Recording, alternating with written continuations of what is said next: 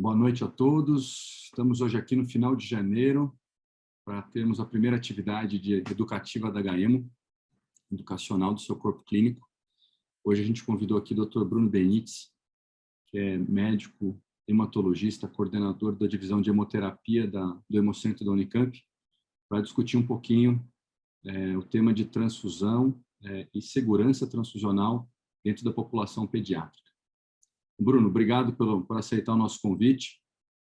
Eu tenho certeza que vai ser muito boa essa sua aula. Já te vi discutindo esse tema em outros momentos, já tivemos a oportunidade de discutir esse tema juntos. Então, queria agradecer a sua participação, a sua disponibilidade e fique à vontade aí para começar a sua apresentação. E a ideia é que depois a gente possa ter um bate-papo ao final da apresentação para uma troca de experiências, trocar um pouquinho de figurinha sobre o tema aí que é, em alguns aspectos, bastante espinhoso. Então, fique à vontade. Obrigado, Gustavo, de novo aí pelo convite. Esse material eu atualizei de uma apresentação que eu fiz para o Congresso Brasileiro ano passado. Acho difícil, né, a gente falar de transfusão em pediatria, porque ainda é um tema que a gente não tem para muitas questões um nível de evidência mais robusto, como a gente tem para as mesmas questões nas transfusões dos adultos, mas eu acho que também tem aparecido bastante coisa nova e a gente tem evoluído aí, então tentei fazer uma revisão do que tem de mais novo e também baseado no que a gente tem mais de questão aí do pessoal que está na prática clínica e de dúvidas que a gente tem encontrado. Então, acho que é sempre importante a gente falar de transfusão na pediatria, porque é uma população, né, principalmente os neonatos, que tem altas taxas de transfusão quando eles estão internados, então 40% dos pré-termos de baixo peso, 90% dos de extremo baixo peso vão acabar transfundindo em algum momento.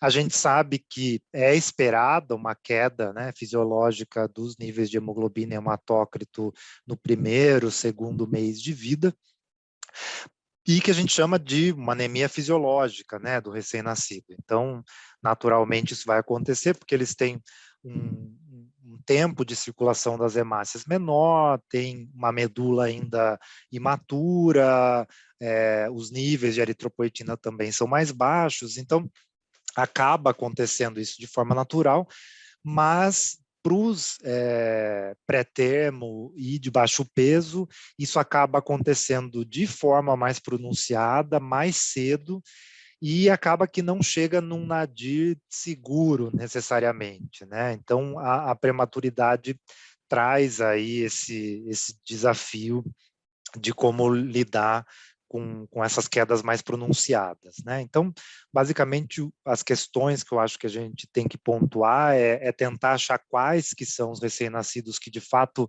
vão precisar de transfusão e quando é esse melhor momento de se pensar em transfundir, as questões com o produto, né, e as particularidades aí dessa faixa etária e também, como a gente sempre tenta trazer o foco do PBM de tentar minimizar ao máximo a necessidade dessas transfusões e, consequentemente, diminuir os riscos que essas crianças estão expostas, né?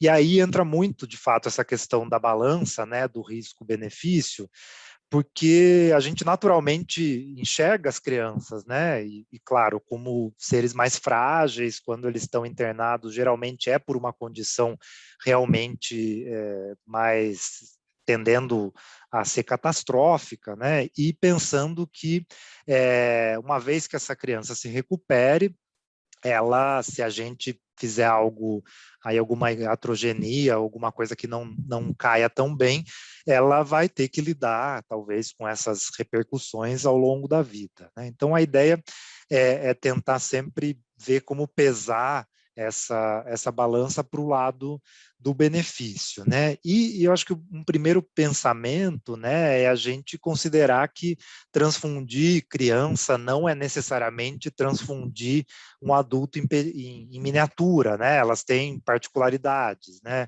As particularidades até dentro de cada faixa etária, dentro da própria pediatria, né? Condições que levam elas a ter susceptibilidades diferentes, né, a complicações específicas. A gente não pode ficar generalizando dose, como a gente faz naturalmente com os adultos, e como eu falei, tem muita coisa que só foi de fato testada com estudo randomizado nos adultos, e a gente acaba extrapolando para as crianças, mas não necessariamente é a melhor prática possível, né? O que a gente tem de melhor ideia, assim, hoje em dia, que de fato, para a maioria das situações, eles vão precisar de níveis de hemoglobina e de aporte de oxigênio para os tecidos maiores, né, do que os adultos. Eles têm ainda diferenças na biologia endotelial que vão trazer algumas complicações, por exemplo, a associação de anemia com maior chance de hemorragia interventricular, maior risco de eventos adversos, né? Da mesma maneira que eles podem lidar mal com um hematócrito baixo, também vão ter uma menor habilidade para lidar com sobrecarga volêmica, né? E outras questões, né? O quanto tem de impacto da luminização, o quanto a gente tem que estar atento para as modificações dos hemocomponentes e algumas condições maternas, principalmente imunológicas, que podem baixar também esse limiar para transfusão, né? Então, tentando responder isso, né? Como é que a gente sabe que um RN precisa de transfusão e quando, né? Então, para esse tipo de situação mais complexa, né? Várias áreas da medicina têm se apoiado nesses loops de decisão, né? Loops causais. Então, por exemplo, se eu tenho uma quantidade de oxigênio ok e um débito cardíaco ok, eu tenho uma entrega de oxigênio boa, mas se isso não acontece, eu vou ter um débito de oxigênio na minha periferia e ter que aumentar o débito cardíaco, né? Ou então, se eu tenho um nível de oxigênio legal, eu tolero bem níveis menores de hemoglobina, mas dentro de um limiar eu posso precisar de transfusão para voltar a ter um conteúdo de oxigênio normal. Seria bom se fosse simples assim, né, essa questão desses loops causais de decisão, mas se a gente fosse pensar de fato num looping causal completo para a decisão de transfusão, envolveria uma gama de fatores que nem sempre o clínico que está junto com o paciente está avaliando de uma forma mais completa, né? Então, para a pediatria em especial, que a gente não tem guidelines completamente estabelecidos, né? Eu vou ter que levar em conta o volume de sangue circulante, condição cardíaca, pulmonar, até o efeito de outros tratamentos que essa criança está recebendo, e aí tentar ver no meio disso tudo aquela balança do risco e do benefício, né? Então, tentando ponderar isso, a gente vê que mesmo dentre os principais guidelines, né, a gente não tem uma uniformidade de critério, né, mesmo levando em conta suporte de oxigênio e estratificando por semanas de vida, ainda não há um consenso geral, né? A maioria dos guidelines, como esse aqui canadense, vai levar em conta o efeito de perdas agudas de volume, né? A associação de hemoglobina baixa com sintomas de anemia, mas a gente nem tem, de fato, uma resposta estabelecida em relação ao quanto os sinais clínicos dessa criança estão, de fato, mostrando que ela precisa ou que ela se beneficiaria da transfusão, né? Então, de fato, acho que é uma área que depende ainda muito da arte, né, do médico que está cuidando dessa criança e de montar esse quebra-cabeça, né? E aí, pensando que a gente usou aí dessa melhor arte possível para indicar esse concentrado de hemácia, né? Qual que seria o melhor produto para essa criança, né?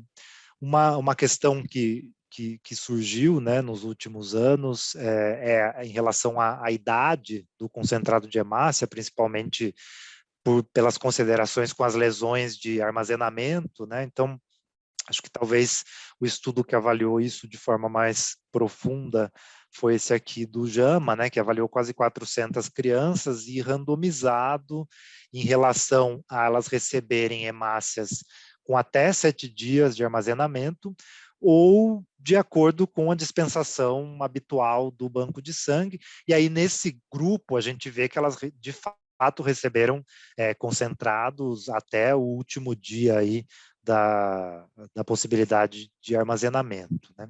E esses autores não mostraram nenhuma evidência de efeito positivo ou negativo em relação a se transfundir hemácias mais jovens, né? Não parece que é um fator de tanta relevância, mas, de novo, né, a gente cai ainda numa seara aí de não tanta evidência, acho que agora que essas questões estão começando a aparecer, então, de costume, ainda se pensa em reservar e tentar, né, suprir com hemácias mais frescas algumas situações aí de maior risco, como as transfusões de grande volume, né, que aí a gente talvez de fato tivesse um efeito mais deletério, principalmente do acúmulo de potássio, né, ou então naquelas crianças de fato ainda muito imaturas, né, transfusão intrauterina e exsanguíneo transfusão.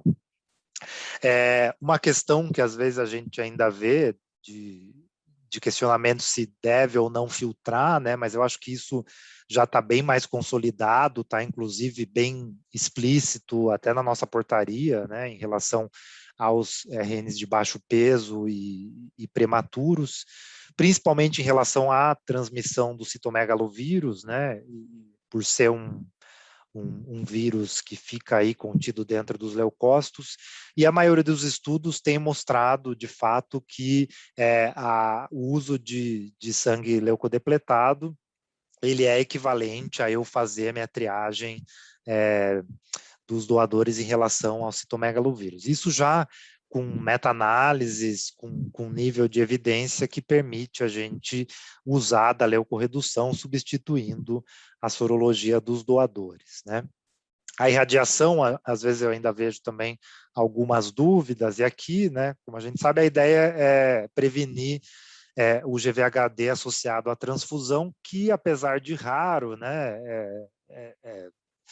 tem um nível de letalidade muito alto. E acontece principalmente nos casos de imunossupressão, mas uma condição que a gente também nunca pode esquecer é a questão de quando a gente transfunde entre parentes de primeiro grau, ou então produtos HLA compatíveis que, de certa forma, tem muitas condições que vão acontecer isso na faixa pediátrica, né?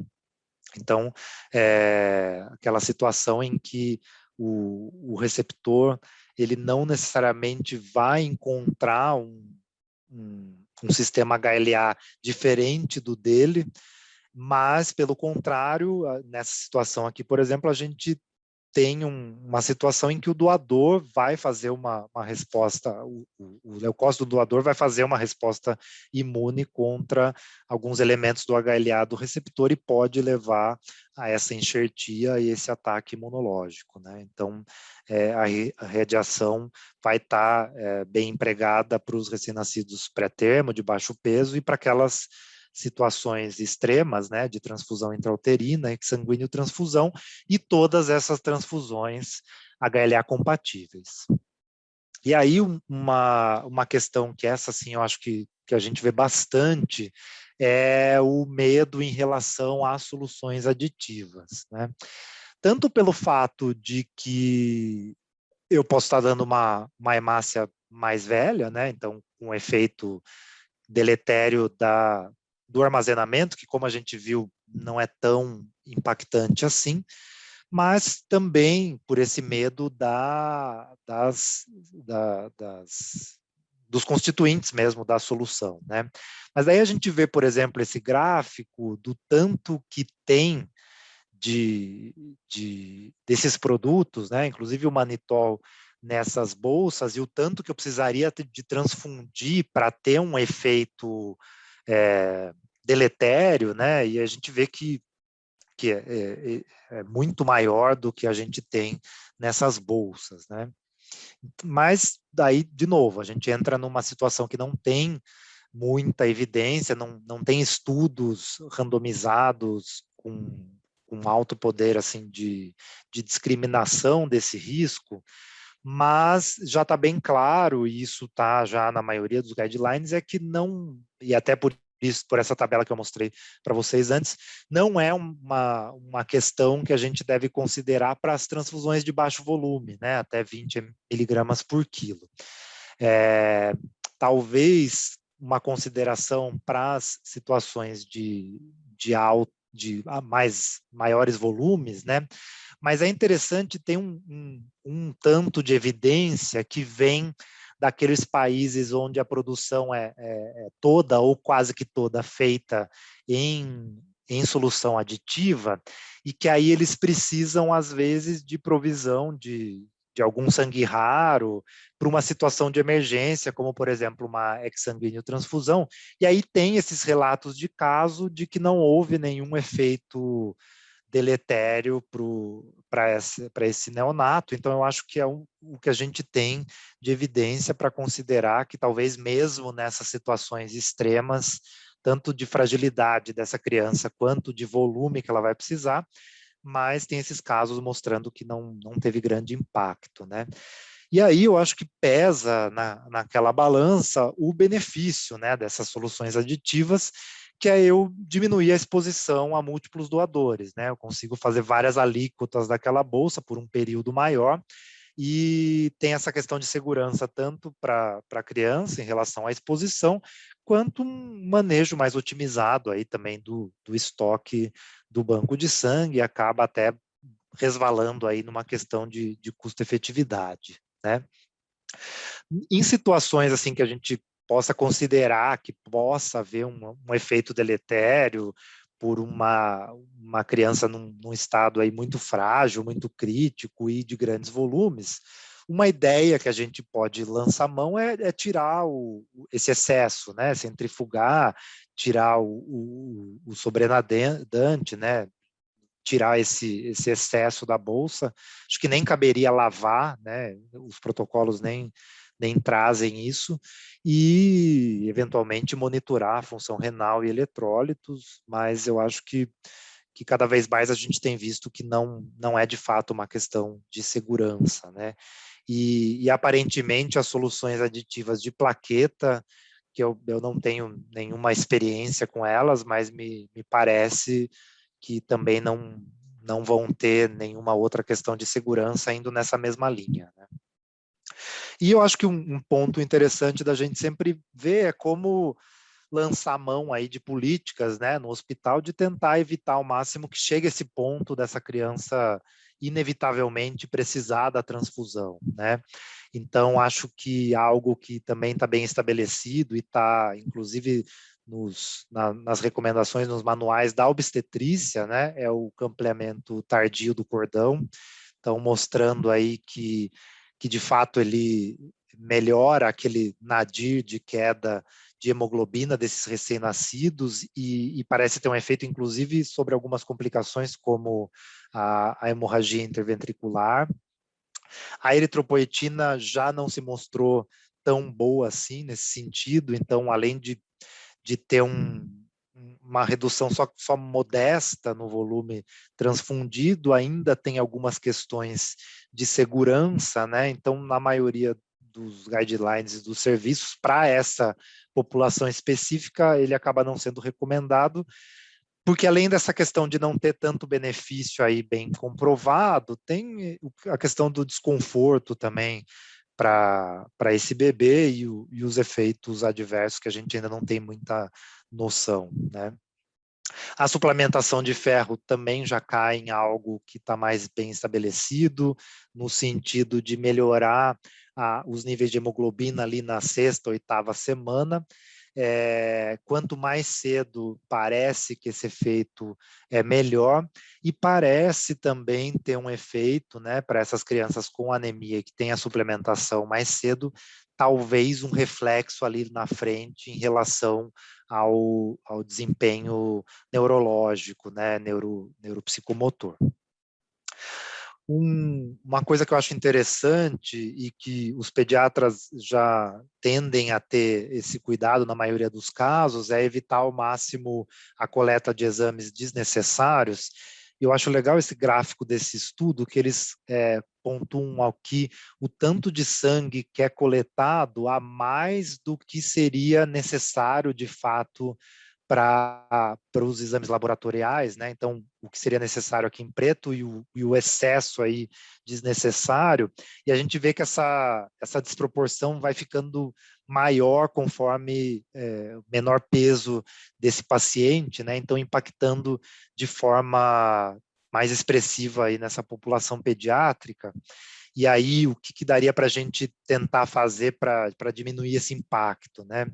Eu acho legal também esses autores colocam essa tentação do catéter, né? Então, as crianças que têm uma linha de catéter central acaba, isso para adulto também, né? Acaba diminuindo o limiar para alguém pensar em colher um exame, porque está mais fácil ali a manipulação, né?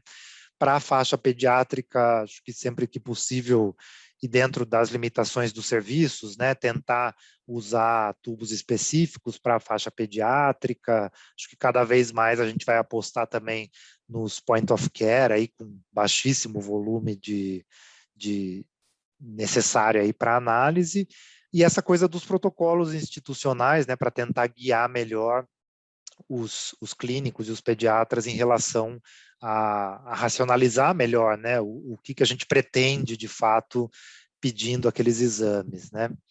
E aí nessa revisão, né, da literatura, eu acho que ainda tem algumas áreas que ficam aí pendentes, né, de pesquisa, né?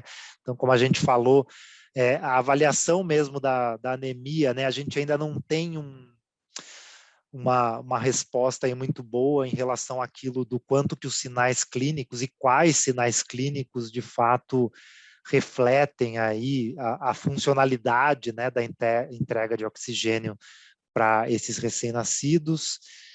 Uma coisa que ainda parece que não tem efeito deletério, mas que a gente ainda não sabe a longo prazo é o quanto que essas estratégias restritivas, né, de transfundir aí em limiares muito mais baixos, e que para os adultos já está bem mais claro, mas que para as crianças a gente consegue ver que parece não ter um efeito na mortalidade precoce, em desfechos ali no primeiro mês de vida, mas ninguém sabe ainda o quanto que a longo prazo isso pode ter de impacto, né?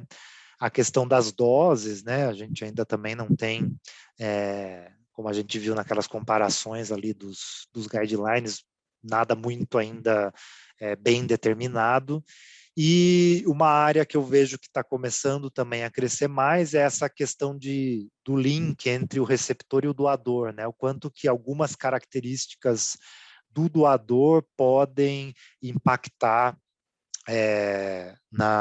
nos desfechos dos pacientes, né? E que talvez para a pediatria isso tenha mais sentido ainda, né? Então, acho que, de uma maneira geral, era esse material que eu queria trazer.